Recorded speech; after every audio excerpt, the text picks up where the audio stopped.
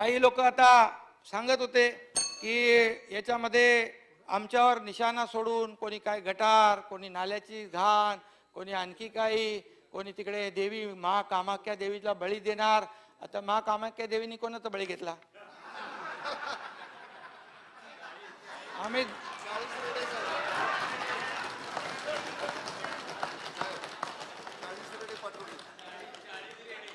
40 रेडे पाठवले, पण मा कामाख्या बोलली जो बोललाय तो रेडा आम्हाला नको.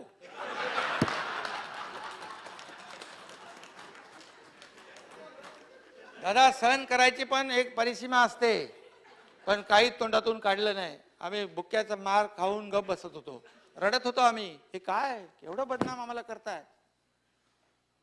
आम्ही बंडखोर, आम्ही गद्दार नाही, आमच्या रक्तात गद्दारी नाही. आम्ही उठाव केला, जसं गुलाबराव म्हणाले तसा उठाव आम्ही केला होता.